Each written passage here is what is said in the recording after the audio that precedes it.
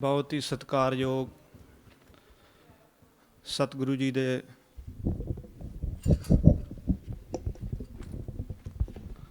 इस दरबार विच सज बैठी साध संगत, सब तो पहला आज़ादी संग्राम दे मोढ़ी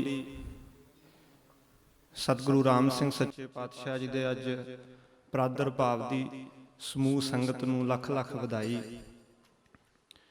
भाई कान सिंह नाभा लिखते ने, कहते सिੱਖੀ बाग खिजां जद ग्रसिया भयो पत्तर बिन साया, रूप बसंत दा धार के बाबा दिन बसंत दे आया। जिथे एक पंजाबी इस रैतल दा, इस पंजाब दी धरती दा एक मौसम, एक माहौल कि पतझड़ खत्म होंदी है ते बसंत दी रुत जिहड़ी है वो शुरू होंदी है। नवें पत्ते जिहड़े ने वो उगदे ने, नवें बूटे अपने रौं दे विच आउंदे ने। किते ना किते इस रुत दा उन्हां दे जीवन दे नाल इस रुत दे विच प्रकाश होण दा एक संबंध जिहा बन गया, एक प्रतीकात्मक एक संदेश कि उसे तरह की एक पतझड़ उस इतिहास नूं जदों असीं पढ़दे हां, उस वेले नूं असीं जदों वाचदे हां ते इस गल दी समझ पैंदी है कि सचमुच उस वेले दे समय वो भावें सिੱਖੀ दा पक्ष लै लो जां उस वेले दी गुलामी दा इस तरह दा जिहड़ा सी वो हिंदुस्तान दे उत्ते अंग्रेज काबज हो रहा है, जां हिंदुस्तान दे लोकां दी नैतिकता सदाचारकता उन्हां पक्षां दे उत्ते सारियां ते पतझड़ आ चुकी सी। ते उस सारे कारजां वास्ते सतगुरु राम सिंह दा एक बसंत रूप दे विच आउणा, उन्हां दे उत्ते उस आई पतझड़ वास्ते एक नवें माहौल नूं सिरजना, एक नवीं करुंबलां फुटणियां, एक नवीं विचारधारा ते एक नवीं सोच दा हिंदुस्तान दे विच इस पंजाब दे विचों उदय होया। वो एक बसंती माही दा संदेश सी इस रुत दे विच आउणा। क्योंकि जदों सतगुरु राम सिंह सच्चे पातशाह बारे कुछ बोलना होवे तां मुख 3-4 वड्डे पक्ष ने जिन्हां दे उत्ते घंटियां बद्धी बोलिया जा सकदा है। बरतानवी बस्तीवाद दा वड्डा विरोध सी उस वेले जदों पंजाब गुलाम हो रहा है। इस सारे माहौल नूं सतगुरु जी लाहौर दरबार दे विच महाराजा रणजीत सिंह दी सैना दे विच भर्ती हो के बड़ी नेड़ियों तकदे ने। अंग्रेज जिस ढंग दे नाल हिंदुस्तान ते काबज हो रहा, उहदी नीयत की है, उसदी सोच की है, वो इस थां दे उत्ते आया क्यों है, हिंदुस्तान दे लोकां दी जिस ढंग नाल दुर्दशा होनी शुरू हो रही है उस वेले उहनूं चंगी तरह भांपदे ने, समझदे ने। दूसरी गल, उस वेले दे जिहड़े सिख सरदार जिन्हां दे कोल हकूमत है, जिहड़े उस वेले दे करता धरता लोक ने, उन्हां दे विच रह के, उन्हां दे नेड़े रह के सतगुरु राम सिंह सच्चे पातशाह ने समझिया, वेख्या सचमुच सिੱਖੀ किरदारां दे विच गिरावट आ गई सी। उन्हां दा नैतिक जीवन जिहड़ा सी वो नीवां हो गया, उन्हां चों सदाचारकता खत्म हो गई। जदों किरदारां दे विच गिरावट सी ते उसदी जिहड़ी सी समझ, उसदी भांप कीतियां जदों असीं ज्ञानी ज्ञान सिंह होरां नूं पढ़दे हां तां ज्ञानी ज्ञान सिंह होरी इस गल नूं भली भांत लिखदे ने कि उस वेले दे सिੱਖਾਂ दा किरदार जिहड़ा सी, उन्हां दा सिੱਖੀ दे नालों, उन्हां दे रोजाना उन्हां दी जीवन शैली दे नालों जिथे टुटे सन, उत्थे शराबां दे दौर सिੱਖ सरदारां दे दरबारां 'च चलदे। सिੱਖ सरदारां दी हालत जिहड़ी सी वो उसे तरह दे राजे रजवाड़ियां वाली हो गई, जिहड़े ऐशो प्रश दे विच गवाच के अपने राज तो हीणे होए। इसे तरह का सिੱਖਾਂ दे दरबारां दा हाल होया। सतगुरु राम सिंह सच्चे पातशाह ने उन्हां सारियां चीज़ां नूं वेख्या, समझिया। मेरे तो पहला जथेदार जी ये गल करते पे सी ज्ञानी ज्ञान सिंह होरां दा ओ कवित कि हुक्के छडवाए रखवाए केस मोनियों के, सुधा शक थाए सिख भाग जिन्हें जाग्यो, फैलियो जस भारी सिख तीए ताहे के अपारी, सिख पंथ बिरधायो नाम रस पाग्यो, अफीम भंग पोश्त शराब मास चोरी जारी, ठगी तज थिए संत सतजुग आ गयो। एक बड़ी प्रचलित जिहड़ी है एक धारणा बन गई, एक ਇੱਕ ਬੋਲਾ ਬਣ ਗਿਆ ਕੂਕਿਆਂ ਦੀਵਾਨਾਂ ਦੇ ਵਿੱਚ ਕਿ ਕਲਯੁਗ ਦੇ ਵਿੱਚ ਸਤਜੁਗ ਲਾਉਣ ਵਾਲਾ ਸੀ ਸਤਿਗੁਰੂ ਰਾਮ ਸਿੰਘ ਸੱਚੇ ਪਾਤਸ਼ਾਹ ਦਾ ਸੰਦੇਸ਼, ਉਹਨਾਂ ਦਾ ਜਿਹੜਾ ਵਿਚਰਣ, ਉਹ ਕਲਯੁਗ 'ਚ ਸਤਜੁਗ ਲਾਉਣਾ ਇਹੀ ਸੀ ਕਿ ਇੱਕ ਤਰ੍ਹਾਂ ਦੀ ਇਸ ਸਮਾਜ ਦੇ ਵਿੱਚ ਜਿੱਥੇ ਚੋਰੀ ਯਾਰੀ, ਜਿੱਥੇ ਇਸ ਸਮਾਜ ਦੇ ਲੋਕ ਨੈਤਿਕਤਾ ਤੋਂ ਹੀਣੇ ਹੋਏ ਸਨ, ਉਹਨਾਂ ਦੇ ਕਿਰਦਾਰਾਂ ਨੂੰ ਉੱਚਾ ਚੁੱਕਣ ਦਾ ਕੰਮ ਜਿਹੜਾ ਸੀ ਉਹ ਸਤਿਗੁਰੂ ਰਾਮ ਸਿੰਘ ਨੇ ਕੀਤਾ। ਇੱਕੋ ਜੀਵਨ ਦੇ ਵਿੱਚ ਪੈਰਲਲ 3-4 ਲੜਾਈਆਂ ਜਿਹੜੀਆਂ ਨੇ, ਜਿੱਥੇ ਰਾਜਨੀਤਿਕ ਲੜਾਈ ਲੜੀ ਜਾ ਰਹੀ ਹੈ, ਜਿੱਥੇ ਧਾਰਮਿਕ ਉਹਨਾਂ ਦੇ ਅਸੂਲਾਂ ਨੂੰ ਦ੍ਰਿੜ ਕਰਵਾਉਣ ਦਾ ਕੰਮ ਕੀਤਾ ਸਤਿਗੁਰੂ ਜੀ, ਉੱਥੇ ਸਮਾਜਿਕ ਗਿਰਾਵਟ ਆਈ ਹੋਈ ਉਹਨਾਂ ਦੇ ਕਿਰਦਾਰਾਂ ਦੇ ਵਿੱਚ, ਉਹਨਾਂ ਦੀ ਸੋਚ ਸਮਝ ਦੇ ਵਿੱਚ, ਉਹ ਆਪਣੀਆਂ ਸਮਝਾਂ, ਆਪਣੇ ਹੱਕਾਂ ਤੋਂ ਪਿੱਛੇ ਹਟੇ ਹੋਏ ਉਹ ਲੋਕ, ਉਹਨਾਂ ਨੂੰ ਉੱਚੀਆਂ ਉਠਾਉਣ ਦਾ ਕੰਮ ਕੀਤਾ ਸਤਿਗੁਰੂ ਰਾਮ ਸਿੰਘ ਸੱਚੇ ਪਾਤਸ਼ਾਹ ਦੀ ਉਸ ਵਿਚਾਰਧਾਰਾ ਨੇ, ਉਹਨਾਂ ਦੀ ਉਸ ਪ੍ਰੈਕਟੀਕਲ ਜ਼ਿੰਦਗੀ ਨੇ। ਕਿਉਂਕਿ ਸਤਿਗੁਰੂ ਪ੍ਰਤਾਪ ਸਿੰਘ ਜੀ ਦੇ ਉਪਦੇਸ਼ ਦੇ ਵਿੱਚ ਬਚਨ ਆਉਂਦਾ ਕਿ ਸਤਿਗੁਰੂ ਰਾਮ ਸਿੰਘ ਆਨੰਦਪੁਰ ਹੋਲੇ ਤੇ ਗਏ, ਇੱਕ ਆਦਮੀ ਨੇ ਆ ਕੇ ਮੱਥਾ ਟੇਕਿਆ, ਉਪਦੇਸ਼ ਦਿੱਤਾ ਕਿ ਚੋਰੀ ਜਾਰੀ ਨਹੀਂ ਕਰਨੀ। ਕਹਿਣ ਲੱਗਾ ਜੀ ਮੇਰੇ ਤੇ ਘਰੇ ਚੋਰੀ ਦੀ ਘੋੜੀ ਬੰਨੀ ਖਲੋਤੀ ਹੈ। ਹੁਕਮ ਹੋਇਆ ਪਹਿਲਾਂ ਘੋੜੀ ਵਾਲੇ ਦੀ ਘੋੜੀ ਵਾਪਸ ਕਰਕੇ ਆ, ਫਿਰ ਤੈਨੂੰ ਭਜਨ ਦੇਵਾਂਗੇ। ਸਭ ਤੋਂ ਪਹਿਲਾ ਕਰਮ ਉਹ ਕੀਤਾ ਕਿ ਉਹਨਾਂ ਚੋਰੀਆਂ ਯਾਰੀਆਂ ਤੋਂ ਰੋਕਿਆ, ਉਹਨਾਂ ਨੇ ਉਹਨਾਂ ਠੱਗੀਆਂ ਤੋਂ ਰੋਕਿਆ, ਉਹਨਾਂ ਦੀ ਨੈਤਿਕਤਾ ਨੂੰ ਉਭਾਰਨ ਦਾ ਜਿਹੜਾ ਸੀ ਉਹ ਸੰਦੇਸ਼ ਦਿੱਤਾ। ਜਿੰਨਾ ਚਿਰ ਮਨ ਜਿਹੜਾ ਹੈ ਉਹ ਮਜ਼ਬੂਤ ਨਹੀਂ, ਮਨ ਦੇ ਵਿੱਚੋਂ ਮੈਲ ਨਹੀਂ, ਸਤਿਗੁਰੂ ਰਾਮ ਸਿੰਘ ਇਸ ਗੱਲ ਨੂੰ ਚੰਗੀ ਤਰ੍ਹਾਂ ਸਮਝਦੇ ਸੀ ਕਿ ਉਹਨਾਂ ਚਿਰ ਇਹ ਆਪਣੇ ਹੱਕ ਹਕੂਕ ਵਾਸਤੇ ਦੇਸ਼ ਲਈ ਕੁਰਬਾਨ ਹੋਣ ਨੂੰ ਤਿਆਰ ਨਹੀਂ ਹੋ ਸਕਦੇ, ਜਿੰਨਾ ਚਿਰ ਇਹਨਾਂ ਦੀ ਜੀਵਨ ਸ਼ੈਲੀ, ਇਹਨਾਂ ਦੀ ਸੋਚ ਉੱਚੀ ਨਹੀਂ। ਚਨਾਹ ਦੇ ਦਰਿਆ ਤੋਂ ਜਦੋਂ ਲੰਘ ਕੇ ਆਉਂਦੇ ਨੇ, ਅਗਲੇ ਪਾਸੇ ਇੱਕ ਕਹਾਣੀ ਰਜਿੰਦਰ ਸਿੰਘ ਗੁਰੂਸਰ ਪੁਰਾਣੇ ਸਤਜੁਗ ਦੇ ਕੰਕ ਦੇ ਵਿੱਚ ਲਿਖਦੇ ਕਿ ਅਮਰੀਕ ਸਿੰਘ ਨਾਂ ਦਾ ਡਾਕੂ ਚੋਰ ਜਿਹੜਾ ਉੱਥੇ ਆਉਂਦੇ ਜਾਂਦੇ ਰਾਹੀਆਂ ਨੂੰ ਲੁੱਟਦਾ, ਸਤਿਗੁਰੂ ਰਾਮ ਸਿੰਘ ਜੀ ਪਹੁੰਚੇ, ਉਹੀ ਕੰਮ ਕਰਨ ਲੱਗਾ ਤੇ ਸਤਿਗੁਰੂ ਜੀ ਨੇ ਉਸ ਨੂੰ ਵੀ ਉਹ ਉਪਦੇਸ਼ ਦਿੱਤਾ ਜਿਹੜਾ ਕਦੇ ਗੁਰੂ ਨਾਨਕ ਨੇ ਕੌਡੇ ਨੂੰ ਦਿੱਤਾ ਸੀ, ਜਿਹੜਾ ਗੁਰੂ ਨਾਨਕ ਨੇ ਕਦੇ ਸੱਜਣ ਠੱਗ ਨੂੰ ਦਿੱਤਾ ਸੀ, ਇੱਕ ਜੀਵਨ ਨੂੰ ਸਵਾਰਨ ਦਾ ਕੰਮ। ਤੇ ਅਮਰੀਕ ਸਿੰਘ ਸਦਾ ਲਈ ਉਸ ਕੰਮ ਨੂੰ ਛੱਡ ਕੇ ਤੇ ਨਾਮ ਤੇ ਬਾਣੀ ਦੇ ਨਾਲ ਜੁੜਿਆ। ਵੱਡੇ ਵੱਡੇ ਨਸ਼ਈ ਲੋਕ ਜਿਹੜੇ ਆਪਣਾ ਆਪ ਭੁੱਲ ਕੇ ਨਸ਼ੇ ਦੇ ਵਿੱਚ ਸਾਰਾ ਦਿਨ ਧੁੱਤ ਰਹਿੰਦੇ, ਬਾਬਾ ਦਰਬਾਰਾ ਸਿੰਘ ਇਹੋ ਜਿਹਾ ਉਸ ਦਾ ਜੀਵਨ ਪਰਿਵਰਤਨ ਹੋਇਆ ਕਿ ਪਹਿਲਾ ਹੁਕਮਨਾਮਾ ਜਾਨ ਜਿਹੜੀ ਸੀ ਉਹ ਤਲੀ ਤੇ ਰੱਖ ਕੇ ਜਾ ਕੇ ਤੇ ਉਹ ਲੈ ਕੇ ਵਾਪਸ ਭੈਣੀ ਸਾਹਿਬ ਆਏ। ਪਰ ਉਹਨਾਂ ਦਾ ਪਹਿਲਾ ਜੀਵਨ ਸਤਿਗੁਰੂ ਪ੍ਰਤਾਪ ਸਿੰਘ ਜੀ ਦੇ ਉਪਦੇਸ਼ ਦੇ ਵਿੱਚ ਵੀ ਤੁਸੀਂ ਕਈ ਵਾਰ ਸਰਵਣ ਕੀਤਾ ਕਿ ਸ਼ਰਾਬ ਪੀਂਦੇ, ਉਹਦੇ ਵਿੱਚ 500 ਚਿੜਾ, 100 ਬੱਕਰਾ ਉਸ ਲਾਹਣ ਦੇ ਵਿੱਚ ਪਾ ਕੇ, ਇਸ ਤਰ੍ਹਾਂ ਉਸ ਨਸ਼ੇ ਦੇ ਵਿੱਚ ਧੁੱਤ ਰਹਿਣਾ, ਅਫੀਮ ਰੁੱਖਾਂ ਨੂੰ ਲਾ ਛੱਡਣੀ ਕਿ ਆਉਂਦੇ ਜਾਂਦੇ ਰਾਹ 'ਚ ਲੰਘਦੇ ਟੱਪਦੇ ਕਿਤੇ ਨਸ਼ੇ ਦੀ ਕਮੀ ਨਾ ਆਵੇ। ਉਸੇ ਪਿੰਡ ਦਾ ਕਿਲਾ ਰਾਏਪੁਰ ਦਾ ਧੌਂਕਲ ਸਿੰਘ, ਸਰਦਾਰ ਦੇਵਾ ਸਿੰਘ ਦਾ ਬੜਾ ਜਵਾਨ ਉੱਚਾ ਗੱਭਰੂ, 6.5 ਫੁੱਟ ਕੱਦ, ਲੱਤ ਲੱਗੀ ਨਸ਼ੇ ਦੀ। ਕਿਲਾ ਰਾਏਪੁਰ ਵਾਸਤੇ ਇੱਕ ਆਮ ਜੀ ਗੱਲ, ਬਿਸ਼ਨ ਸਿੰਘ ਹਿਸਟੋਰੀਅਨ ਲਿਖਦੇ ਕਿ ਉੱਥੋਂ ਦੇ ਤੇ ਗਧੇ ਵੀ ਅਮਲੀ ਆਖੇ ਜਾਂਦੇ, ਇੰਨਾ ਜ਼ਿਆਦਾ ਪੰਜਾਬ ਦਾ ਉਹਨਾਂ ਦਿਨਾਂ 'ਚ ਬੁਰਾ ਹਾਲ ਨਸ਼ੇ ਦੇ ਕਰਕੇ ਹੋਇਆ। ਪੰਜਾਬ ਦੀ ਜਵਾਨੀ ਇਸੇ ਪਾਸੇ ਤੁਰੀ ਫਿਰਦੀ ਸੀ ਤੇ ਧੌਂਕਲ ਸਿੰਘ ਆਪਣਾ ਜਿਹੜਾ ਸੀ ਉਹ ਜਦੋਂ ਪਿਤਾ ਨੇ ਵੀ ਰੋਕਿਆ ਵਰਜਿਆ, ਮਾਂ ਵੀ ਸਮਝਾਇਆ, ਆਖਰ ਇੱਥੋਂ ਤੱਕ ਪਿਤਾ ਮਜਬੂਰ ਹੋ ਗਿਆ ਕਿ ਜੇ ਹੁਣ ਸਮਝ ਹੀ ਨਹੀਂ ਆਉਂਦੀ ਇਹਨੂੰ, ਤੇ ਉਹਨੂੰ ਘਰੋਂ ਕੱਢ ਦਿੱਤਾ ਕਿ ਮੈਂ ਤੈਨੂੰ ਬੇਦਖਲ ਕਰਦਾ, ਤੂੰ ਮੇਰਾ ਪੁੱਤ ਹੀ ਨਹੀਂ, ਮੈਂ ਤੈਨੂੰ ਕੁਛ ਵੀ ਨਹੀਂ ਦੇਵਾਂਗਾ। ਪਰ ਨਸ਼ੇ ਦੇ ਵਿੱਚ ਕੁਛ ਵੀ ਹੋਰ ਚੀਜ਼ ਦੀ ਲੋੜ ਨਹੀਂ ਨਸ਼ਈ ਨੂੰ। ਉਸ ਦੇਸ਼ ਦਾ ਕੀ ਕਰ ਸਕਦਾ, ਸਮਾਜ ਦਾ ਕੀ ਕਰ ਸਕਦਾ ਜਿਹੜਾ ਆਪਣੇ ਹੀ ਸਰੀਰ ਵਾਸਤੇ ਹਰ ਟਾਈਮ ਨਸ਼ੇ ਦੇ ਵਿੱਚ, ਨਸ਼ੇ ਦਾ ਮੁਤਾਜ ਹੈ। ਘਰ ਘਾਟ ਤੋਂ ਬਾਹਰ ਇੱਕ ਅਮਲੀਆਂ ਦਾ ਖੂਹ ਕਿਲਾ ਰਾਏਪੁਰ ਦੇ ਬਾਰ-ਬਾਰ, ਉਸ ਖੂਹ ਤੇ ਜਾ ਕੇ 60-70 ਹੋਰ ਇਹੋ ਜਿਹੇ ਸੰਗੀ ਸਾਥੀ, ਉਹਨਾਂ ਦੇ ਨਾਲ ਬਹਿ ਕੇ ਦਿਨ ਕੱਟਣੇ, ਉੱਥੇ ਜੋ ਕੁਛ ਲੱਭਣਾ ਰਗੜ ਰੁਗੜ ਕੇ ਖਾ ਪੀ ਕੇ ਗੁਜ਼ਾਰਾ ਕਰਨਾ। ਇੱਕ ਦਿਨ ਕਿਸੇ ਨੇ ਅਮਲੀਆਂ ਦੇ ਖੂਹ ਤੇ ਇਹ ਗੱਲ ਦੱਸ ਦਿੱਤੀ ਕਿ ਇੱਥੇ ਆਪਣੇ ਪਿੰਡ ਦੇ ਵਿੱਚ ਕੂਕਿਆਂ ਦਾ ਗੁਰੂ ਆਇਆ, ਉਹਦੇ ਕੋਲ ਨਸ਼ਾ ਹੈ ਕੋਈ। ਉਹਦੇ ਦਰਬਾਰ 'ਚ ਬੈਠੇ ਸਾਰੇ ਆਦਮੀਆਂ ਦੇ ਚਿਹਰਿਆਂ ਦੇ ਉੱਤੇ ਬੜਾ ਅਲੱਗ ਜਿਹਾ ਜਲਾਓ ਹੈ, ਉਹ ਕੋਈ ਨਸ਼ਾ ਵੰਡਦਾ ਹੈ ਤੇ ਉਸ ਨਸ਼ੇ ਦੇ ਨਾਲ ਕੋਈ ਜਿਹੜੀ ਹੈ ਉਹ ਸਾਰੇ ਤਰ੍ਹਾਂ ਦੀ ਥੱਕ ਥਕਾਨ ਸਭ ਕੁਝ ਦੂਰ ਹੋ ਜਾਂਦਾ ਹੈ। ਤੇ ਧੌਂਕਲ ਸਿੰਘ, ਬਿਸ਼ਨ ਸਿੰਘ ਲਿਖਦੇ ਕਿ ਆਪਣੇ ਸਿਰ ਉੱਤੇ ਕੁੰਡਾ ਮਾਰ ਕੇ ਮੂਧਾ ਹੱਥ 'ਚ ਡੰਡਾ ਫੜੀ ਤੇ ਉਸ ਦਰਬਾਰ ਦੇ ਵਿੱਚ, ਉਸ ਦੀਵਾਨ ਦੇ ਵਿੱਚ ਆ ਗਿਆ ਜਿੱਥੇ ਸਤਿਗੁਰੂ ਰਾਮ ਸਿੰਘ ਬੈਠੇ ਹੋਏ ਨੇ।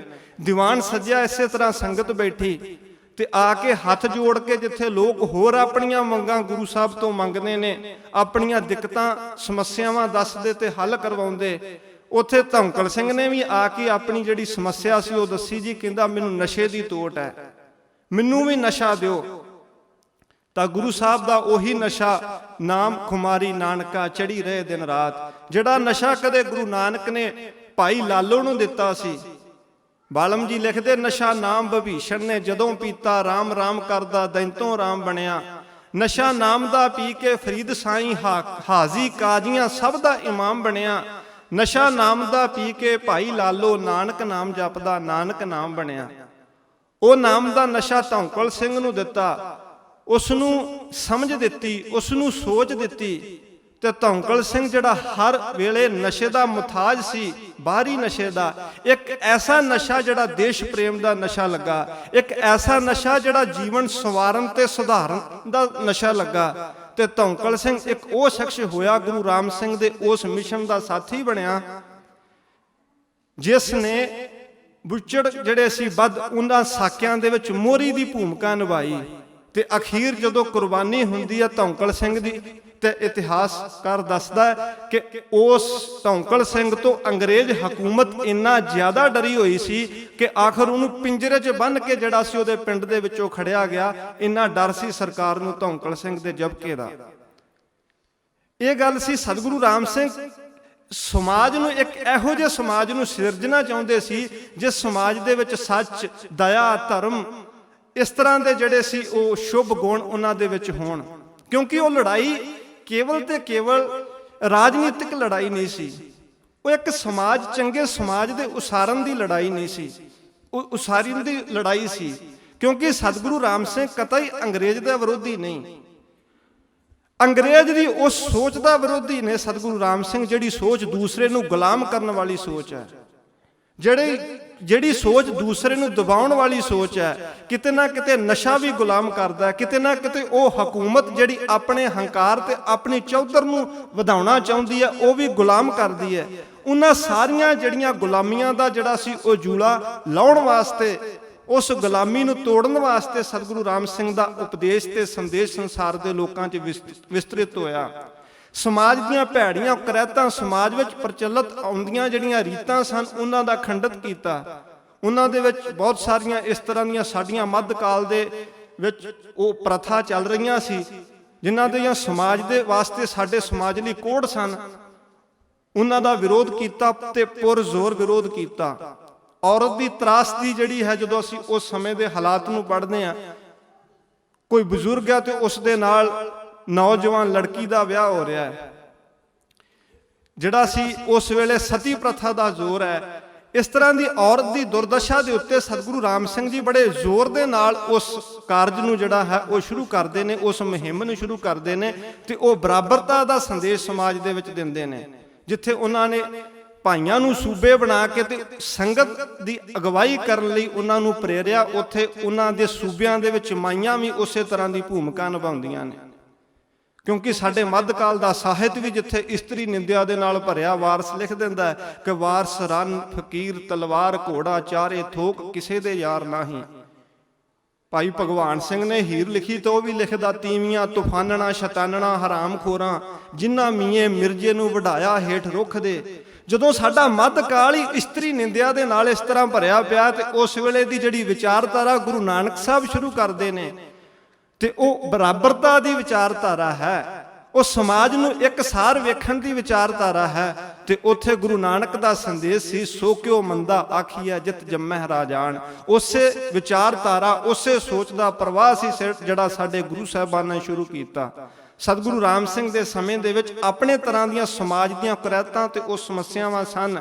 ਅਲੱਗ ਤਰ੍ਹਾਂ ਦੀ ਗੁਲਾਮੀ ਸੀ, ਅਲੱਗ ਤਰ੍ਹਾਂ ਦੇ ਹੁਕਮਰਾਨ ਸਨ, ਪਰ ਉਹ ਗੁਲਾਮੀ ਵਾਲੀ ਸੋਚ ਜਿਹੜੀ ਕਦੇ ਬਾਬਰ ਲੈ ਕੇ ਆਇਆ ਸੀ ਹਿੰਦੁਸਤਾਨ ਦੇ ਵਿੱਚ, ਜਿਹੜੀ ਔਰੰਗਜ਼ੇਬ ਥੋਪਣਾ ਚਾਹੁੰਦਾ ਸੀ ਇੱਕ ਕਰ ਦੇਣ ਵਾਲੀ, ਜਿਹੜੀ ਅੰਗਰੇਜ਼ ਥੋਪਣਾ ਚਾਹੁੰਦੇ ਸਨ ਈਸਾਈਅਤ ਦਾ ਪ੍ਰਚਾਰ ਕਰਕੇ ਤੇ ਹਿੰਦੁਸਤਾਨ ਦੇ तमाम ਧਰਮਾਂ ਨੂੰ ਉਸ ਧਰਮ ਵਿੱਚ ਦਾਖਲ ਕਰਵਾਉਣ ਵਾਸਤੇ। ਕਿਉਂਕਿ ਸਾਡੀ ਸਿੰਘ ਸਭਾ ਲਹਿਰ ਉਸ ਵੇਲੇ ਜਾਗਰੂਕ ਹੁੰਦੀ ਹੈ ਜਦੋਂ ਅੰਗਰੇਜ਼ ਦੀ ਇਸ ਸੋਚ ਨੂੰ ਪੜ੍ਹਿਆ ਜਾਂਦਾ ਕਿ ਇਹ ਈਸਾਈਅਤ ਦੀ ਸੋਚ ਦਾ ਪ੍ਰਚਾਰ ਕਰ ਰਹੇ ਨੇ। ਮੈਕਾਲੇ ਇੱਕ ਨਵੀਂ ਸਿੱਖਿਆ ਪ੍ਰਣਾਲੀ ਉਸ ਦੌਰ ਦੇ ਵਿੱਚ ਲੈ ਕੇ ਆਉਂਦਾ ਹੈ। ਕਿ ਅਸੀਂ ਬਹੁਤ ਲੰਮਾ ਸਮਾਂ ਹਿੰਦੁਸਤਾਨ ਦੇ ਵਿੱਚ ਰਾਜ ਨਹੀਂ ਕਰ ਸਕਦੇ ਜਿੰਨਾ ਚਿਰ ਅਸੀਂ ਇੱਥੋਂ ਦੇ ਸਿੱਖਿਆ ਪ੍ਰਬੰਧ ਨੂੰ ਨਹੀਂ ਬਦਲ ਦਿੰਦੇ। ਤੇ ਉਸ ਸਿੱਖਿਆ ਪ੍ਰਬੰਧ ਦੇ ਵਿੱਚ ਇਸ ਢੰਗ ਨਾਲ ਈਸਾਈਅਤ ਜਿਹੜੀ ਸੀ ਸਕੂਲਾਂ ਦੇ ਵਿੱਚ ਪੜ੍ਹਾਈ ਜਾਂਦੀ, ਬਚਪਨ ਦੇ ਵਿੱਚ ਹੀ ਉਸ ਈਸਾਈਅਤ ਦਾ ਪੜ੍ਹਿਆ ਹੋਇਆ ਬੱਚਾ ਸੀ ਜਿਹੜਾ ਉਹ ਹਿੰਦੁਸਤਾਨ ਦੀ ਸੰਸਕ੍ਰਿਤੀ ਦਾ ਪ੍ਰੇਮ ਘਟਾ ਕੇ ਈਸਾਈਅਤ ਵੱਲ ਝੁਕਾਅ ਰੱਖ ਕੇ ਅੰਗਰੇਜ਼ ਦੀ ਗੁਲਾਮੀ ਸਦਾ ਲਈ ਆਪਣੇ ਅੰਦਰੋਂ ਕਬੂਲ ਲੈਂਦਾ ਸੀ। ਇਸ ਢੰਗ ਦੀ ਨੀਤੀ ਲੈ ਕੇ ਆਏ। ਜਦੋਂ ਉਹਨਾਂ ਨੂੰ ਸਮਝਿਆ ਤਾਂ ਸਿੰਘ ਸਭਾ ਲਹਿਰ ਉਦੋਂ ਜਾ ਕੇ 1873-74 ਚ ਐਕਟਿਵ ਹੁੰਦੀ ਹੈ। ਉਹਨਾਂ ਦੇ ਮਨਸੂਬੇ ਹੋਰ ਵੀ ਕਈ ਸਨ, ਅੰਗਰੇਜ਼ ਪੱਖੀ ਵੀ ਸਨ, ਖੈਰ ਉਸ ਪਾਸੇ ਜਾਣਾ ਮੇਰਾ ਮਕਸਦ ਨਹੀਂ, ਪਰ ਉਹਨਾਂ ਸਾਰਿਆਂ ਮਨਸੂਬਿਆਂ ਨੂੰ ਸਤਿਗੁਰੂ ਰਾਮ ਸਿੰਘ ਬੜੀ ਚੰਗੀ ਤਰ੍ਹਾਂ ਪਹਿਲਾਂ ਭਾਂਪ ਲੈਂਦੇ ਨੇ ਤੇ ਇਸ ਢੰਗ ਦੇ ਨਾਲ ਅੰਗਰੇਜ਼ ਦੇ ਖਿਲਾਫ ਜਿਹੜੀ ਆ ਹਕੂਮਤ ਜਿਹੜਾ ਉਹ ਲੜਾਈ ਹੈ ਜਿਹੜੀ ਉਹ ਵਿੱਢਦੇ ਨੇ ਕਿ ਉਹ ਅੰਗਰੇਜ਼ ਵੀ ਇਸ ਲੜਾਈ ਨੂੰ ਛੇਤੀ ਸਮਝ ਨਹੀਂ ਪਾਉਂਦਾ। 1857 12 ਅਪ੍ਰੈਲ ਵੱਡੇ ਵਿਦਰੋਹ ਤੋਂ ਮਹੀਨਾ ਡੇਢ ਮਹੀਨਾ ਪਹਿਲਾਂ ਸਤਿਗੁਰੂ ਜੀ ਇਹ ਸਾਰਾ ਕਾਰਜ ਸ਼ੁਰੂ ਕਰ ਦਿੰਦੇ ਨੇ। ਲੋਕਾਂ ਨੂੰ ਲਾਮਬੱਧ ਕਰਨ ਦਾ, ਲੋਕਾਂ ਨੂੰ ਜਾਗਰੂਕ ਕਰਨ ਦਾ, ਸੂਬੇ ਥਾਪ ਕੇ ਪੰਜ ਪਿਆਰਿਆਂ ਦੀ ਜਿਹੜੀ ਸੀ ਉਸ ਰੀਤ ਨੂੰ ਦੁਬਾਰਾ ਦੁਹਰਾ ਕੇ ਉਹਨਾਂ ਦੇ ਕਿਰਦਾਰਾਂ ਨੂੰ ਉੱਚਿਆਂ ਚੁੱਕ ਕੇ ਉਹਨਾਂ ਦੇ ਵਿੱਚ ਪ੍ਰਚਾਰ ਸ਼ੁਰੂ ਹੋ ਚੁੱਕਾ ਹੈ। ਪਰ ਉਸ ਦੀ ਦਿੱਖ ਧਾਰਮਿਕ ਹੈ। ਉਸ ਦੇ ਮਨਸੂਬੇ ਜਿੱਥੇ ਧਾਰਮਿਕ ਨੇ ਉੱਥੇ ਬਹੁਤ ਪੁਰਜ਼ੋਰ ਸਤਿਗੁਰੂ ਰਾਮ ਸਿੰਘ ਦੇ ਉਸ ਪ੍ਰਚਾਰ ਦੇ ਮਨਸੂਬੇ ਰਾਜਨੀਤਿਕ ਵੀ ਨੇ, ਉਹ ਉਸ ਪਾਸੇ ਵੀ ਤੁਰਦੇ ਨੇ। 1863 ਦੇ ਵਿੱਚ ਪਹਿਲੀ ਰਿਪੋਰਟ ਦੇ ਵਿੱਚ ਇਸ ਗੱਲ ਦਾ ਜ਼ਿਕਰ ਹੁੰਦਾ ਕਿ ਗੁਰੂ ਰਾਮ ਸਿੰਘ ਕੇਵਲ ਤੇ ਕੇਵਲ ਧਾਰਮਿਕ ਪ੍ਰਚਾਰ ਨਹੀਂ, ਇਹ ਹਕੂਮਤ ਦੇ ਖਿਲਾਫ ਵੀ ਪ੍ਰਚਾਰ ਕਰ ਰਹੇ ਨੇ। ਇਸ ਗੱਲ ਦੀ ਸਮਝ 6 ਸਾਲ ਬਾਅਦ ਲੱਗਦੀ ਉਸ ਅੰਗਰੇਜ਼ ਨੂੰ, ਜਿਹੜਾ ਅੰਗਰੇਜ਼ ਕਹਿੰਦਾ ਮੈਂ ਆਪਣੇ ਦਿਮਾਗ ਦੇ ਸਿਰ ਦੇ ਉੱਤੇ ਦੁਨੀਆ ਜਿੱਤਾਂਗਾ, ਤੇ ਦੁਨੀਆ ਜਿੱਤਣ ਦਾ ਦਾਅਵਾ ਕਰੀ ਬੈਠਾ ਅੰਗਰੇਜ਼, ਜਿਸ ਦੀਆਂ ਲੜਾਈਆਂ ਬਸਤੀਆਂ ਦੇ ਵਿੱਚ ਰੂਪ ਵਿੱਚ ਬਣਾਏ ਹੋਏ ਦੇਸ਼ਾਂ ਦੇ ਉੱਤੇ ਬਣਾਈਆਂ ਮੰਡੀਆਂ ਦੇ ਨਾਲ ਆਪਸ ਦੇ ਵਿੱਚ ਯੂਰਪ ਦੇ ਵਿੱਚ ਹੋ ਰਹੀਆਂ ਸਨ। ਪਰ ਇਹੋ ਜਿਹਾ ਵੱਡਾ ਰਾਜ ਫੈਲਾ ਰਿਹਾ ਸੀ ਅੰਗਰੇਜ਼, ਉਹ ਰਾਜ ਜਿਹੜਾ ਰਾਜ ਇਹ ਮੰਨਦਾ ਸੀ ਅੰਗਰੇਜ਼ ਕਿ ਇਸ ਦੇ ਵਿੱਚ ਸੂਰਜ ਨਹੀਂ ਛਿਪਦਾ। ਉਸ ਅੰਗਰੇਜ਼ ਨੂੰ 6 ਸਾਲ ਤੱਕ ਸਤਿਗੁਰੂ ਰਾਮ ਸਿੰਘ ਦੀ ਇਸ ਸੋਚ ਦੀ ਸਮਝ ਨਹੀਂ ਲੱਗੀ ਕਿ ਇਹ ਪ੍ਰਚਾਰ ਰਾਜਨੀਤਿਕ ਹੈ ਕਿ ਧਾਰਮਿਕ ਹੈ। ਪਰ ਸਤਿਗੁਰੂ ਰਾਮ ਸਿੰਘ ਦੇ ਉਸ ਜਿਹੜੇ ਕਾਰਜ ਸਨ ਉਹਨਾਂ ਨੇ ਵਿੱਢੇ ਸ਼ੁਰੂ ਕੀਤੇ। ਮੈਂ ਸਮਝਦਾ ਸਭ ਤੋਂ ਵੱਡੀ ਗੱਲ ਜਿਹੜੀ ਉਹਨਾਂ ਨੇ ਇਹ ਗੱਲ ਆਖੀ ਸੀ, ਕਦੇ ਅੰਗਰੇਜ਼ ਨੂੰ ਜਦੋਂ ਭੈਣੀ ਸਾਹਿਬ ਦੇ ਵਿੱਚ ਆਏ, 5 ਸੂਬਿਆਂ ਦੇ ਪਾਬੰਦੀ ਲੱਗੀ, 17 ਹੋਰ ਥਾਪੇ ਉਹ ਵੀ ਰੋਕੇ, ਤੇ ਸਤਿਗੁਰੂ ਰਾਮ ਸਿੰਘ ਨੇ ਆਖਿਆ ਸੀ ਬਿੱਲਿਆ ਕੀ ਰੋਕਦਾ, ਮੈਂ ਘਰ ਘਰ ਰਾਮ ਸਿੰਘ ਪੈਦਾ ਕਰ ਦਿਆਂਗਾ। ਉਹ ਘਰ ਘਰ ਰਾਮ ਸਿੰਘ ਇਹੀ ਸੀ ਕਿ ਧੌਂਕਲ ਸਿੰਘ ਪੈਦਾ ਹੋ ਗਿਆ, ਹੀਰਾ ਸਿੰਘ ਲਹਿਣਾ ਸਿੰਘ ਹੋਰੀ ਪੈਦਾ ਹੋਏ। ਉਹ ਘਰ ਘਰ ਰਾਮ ਸਿੰਘ ਇਹੋ ਜਿਹਾ ਸੀ, ਉਹ ਬੱਚੇ ਦੇ ਰੂਪ ਦੇ ਵਿੱਚ ਵੀ ਕੋਈ ਕੂਕਾ ਹੈ ਤੇ ਉਸ ਦੇ ਵਿੱਚ ਵੀ ਸਪਿਰਿਟ ਇਹੋ ਜਿਹੀ ਹੈ ਕਿ ਉਹ ਤੋਪ ਦੇ ਅੱਗੇ ਸ਼ਹੀਦ ਹੋਣ ਵਾਸਤੇ ਖਲੋ ਕੇ ਛਾਤੀ ਤਾਣ ਕੇ ਖਲੋਣ ਦੀ ਹਿੰਮਤ ਰੱਖਦਾ ਹੈ। ਜੇ ਉਹਨੂੰ ਪਾਸੇ ਕਰਨ ਵਾਸਤੇ ਕਹਿੰਦੇ ਤੇ ਉਹ ਢੀਮਾਂ ਚੁੱਕ ਕੇ ਖਲੋਣ ਦੀ ਹਿੰਮਤ ਰੱਖਦਾ ਹੈ ਕਿ ਸਾਨੂੰ ਮੌਤ ਤੋਂ ਡਰ ਨਹੀਂ, ਅਸੀਂ ਆਪਣੇ ਹੱਕ ਹਕੂਕਾਂ ਲਈ ਜਾਗ ਪਏ ਹਾਂ। 12 ਸਾਲ ਦੇ ਬੱਚੇ ਨੂੰ ਜੇ ਛੱਡਣ ਵਾਸਤੇ ਆਖਿਆ ਜਾ ਰਿਹਾ ਤੇ ਉਹ ਵੀ ਇਹ ਗੱਲ ਕਹਿੰਦਾ, ਮੈਨੂੰ ਜਨਮ ਦਿੱਤਾ ਗੁਰੂ ਗੋਬਿੰਦ ਦੇ ਖੰਡੇ ਦੀਆਂ ਤਿੱਖੀਆਂ ਧਾਰਾਂ ਨੇ, ਮੈਂ ਪਲਿਆ ਨੇਜੇ ਨੋਕਾਂ ਤੇ ਮੈਨੂੰ ਸ਼ਾਨ ਦਿੱਤੀ ਤਲਵਾਰਾਂ ਨੇ, ਮੈਨੂੰ ਹੱਸਣਾ ਦੱਸਿਆ ਫੁੱਲਾਂ ਨੇ ਤੇ ਚੁਭਣਾ ਦੱਸਿਆ ਖਾਰਾਂ ਨੇ, ਮੈਂ ਲੜਨਾ ਵਿੱਚ ਮੈਦਾਨਾਂ ਦੇ ਸਿੱਖਿਆ ਅਜੀਤ ਜੁਝਾਰਾਂ ਤੋਂ, ਕਰ ਦੇਵਾਂ ਢੇਰੀ ਲੱਖਾਂ ਦੀ ਜਦ ਧੂੰਦਾਂ ਹਾਂ ਕਿਰਪਾਨਾਂ ਨੂੰ, ਮੈਂ ਕੂਕਾ ਭਾਵੇਂ ਬੱਚਾ ਹਾਂ ਪਰ ਸਕਦਾ ਰੋਕ ਤੂਫਾਨਾਂ ਨੂੰ। ਇੱਕ ਇਹੋ ਜੀ ਸਪਿਰਿਟ ਸੀ ਜਿਹੜੀ ਉਹ ਫੂਕ ਦਿੱਤੀ। ਉਸੇ ਸਪਿਰਿਟ ਦਾ ਨਤੀਜਾ ਸੀ ਕਿ ਉਹ ਸ਼ੁਰੂ ਹੋਈ ਲੜਾਈ, ਚਾਹੇ ਉਹਨੂੰ ਸਮਾਂ ਲੱਗ ਗਿਆ। ਕੌਮ ਦੇ ਵੱਖ-ਵੱਖ ਇਹਨਾਂ ਲੜਾਈਆਂ ਦੇ ਵਿੱਚੋਂ ਇਸ ਤਰ੍ਹਾਂ ਦੇ ਲੋਕ ਪੈਦਾ ਹੁੰਦੇ ਜਿਹੜੇ ਸੰਘਰਸ਼ਾਂ ਨੂੰ ਢਾਹ ਲਾਉਂਦੇ ਨੇ। 1857 ਦੀ ਵੱਡੀ ਕ੍ਰਾਂਤੀ ਫੇਲ ਜ਼ਰੂਰ ਹੋ ਗਈ, ਪਰ ਉਹ ਸੰਘਰਸ਼ ਨਹੀਂ ਮੁੱਕਿਆ ਉਦੋਂ ਤੱਕ ਜਦੋਂ ਤੱਕ ਦੇਸ਼ ਆਜ਼ਾਦ ਨਹੀਂ ਹੋ ਗਿਆ। 1947 ਤੱਕ ਉਹੀ ਸਿੱਖ, ਉਹੀ ਮਰਜੀਵੜੇ ਦੁਬਾਰਾ ਜਿਹੜੇ ਸੀ ਉਹ ਜਿਉਂਦੇ ਰਹੇ। ਬਾਬਾ ਗਿਆਨੀ ਰਤਨ ਸਿੰਘ ਸੀ ਜਦੋਂ ਸ਼ਹੀਦ ਹੋ ਰਹੇ ਨੇ ਤਾਂ ਉਹ ਇਹੀ ਗੱਲ ਕਹਿੰਦੇ ਨੇ ਫਾਂਸੀ ਦੇ ਤਖਤੇ ਤੇ ਖਲੋਤੇ ਕਿ ਬਿੱਲਿਆ ਸ਼ਹੀਦ ਕਰ ਦੇ, ਪਰ ਅਸੀਂ ਫੇਰ ਕਿਸੇ ਜੱਟੀ ਦਾ ਪੇਟ 9 ਮਹੀਨੇ ਗੰਦਾ ਕਰਕੇ ਆਏ ਲੈ, ਤੈਨੂੰ ਉਹਨਾਂ ਚਿਰ ਟਿਕਣ ਨਹੀਂ ਦੇਣਾ ਜਿੰਨਾ ਚਿਰ ਇੱਥੋਂ ਕੱਢ ਨਹੀਂ ਲੈਂਦੇ। ਇੱਕ ਇਹੋ ਜੀ ਸਪਿਰਿਟ, ਇੱਕ ਇਹੋ ਜੀ ਉਹਨਾਂ ਦੇ ਵਿੱਚ ਰੂਹ ਫੂਕ ਦਿੱਤੀ। ਇਹ ਸਤਿਗੁਰੂ ਰਾਮ ਸਿੰਘ ਸੱਚੇ ਪਾਤਸ਼ਾਹ ਦਾ ਸੰਦੇਸ਼ ਸੀ ਜਿਹੜਾ ਉਹਨਾਂ ਦਾ ਸਮਾਜ ਨੂੰ ਸਵਾਰਨ ਤੇ ਸੁਧਾਰਨ ਦਾ ਵੱਡਾ ਕਾਰਜ ਸੀ, ਜਿੱਥੇ ਉਹਨਾਂ ਨੇ ਸਿੱਖੀ ਦੇ ਉਹਨਾਂ ਮੁੜ ਅਸੂਲਾਂ ਨੂੰ ਦੁਬਾਰਾ ਜਿਹੜਾ ਸੀ ਉਹ ਪੁਨਰ ਜਾਗਰਤ ਕੀਤਾ। ਉੱਥੇ ਉਹਨਾਂ ਨੇ ਹਕੂਮਤ ਨਾਲ ਵੱਡਾ ਆਢਾ ਲੈ ਕੇ ਉਹਨਾਂ ਨੂੰ ਦੇਸ਼ ਵਿੱਚੋਂ ਕੱਢਣ ਦਾ ਯਤਨ ਕੀਤਾ। ਉੱਥੇ ਇੱਕ ਚੰਗੇ ਸਮਾਜ, ਇੱਕ ਚੰਗੇ ਜਿਹੜਾ ਸੀ ਕਿਰਦਾਰ ਵਾਲਾ ਮਨੁੱਖ ਉਸ ਸਮਾਜ ਵਿੱਚ ਪੈਦਾ ਕਰਨ ਦਾ ਇੱਕ ਸੰਦੇਸ਼ ਅੱਜ ਵੀ ਉਹਨਾਂ ਦਾ ਉਸੇ ਤਰ੍ਹਾਂ ਸਾਡੇ ਲਈ ਰੈਲੇਵੈਂਸ ਉਸ ਦੀ ਹੈ। ਸੋ ਉਹਨਾਂ ਪਵਿੱਤਰ ਬਚਨਾਂ ਨੂੰ, ਉਸ ਇਤਿਹਾਸ ਦੀਆਂ ਕੁਝ ਝਲਕੀਆਂ ਨੂੰ ਯਾਦ ਕਰਕੇ ਅੱਜ ਉਹਨਾਂ ਦੀ ਪ੍ਰਾਦਰ ਭਾਵ ਦੀ ਸਮੂਹ ਸੰਗਤ ਨੂੰ ਫਿਰ ਵਧਾਈ ਦਿੰਦਾ, ਖਿਮਾ ਮੰਗਦਾ। ਲੱਖ ਲੱਖ ਵਧਾਈ। ਧੰਨ ਸਤਿਗੁਰੂ ਰਾਮ।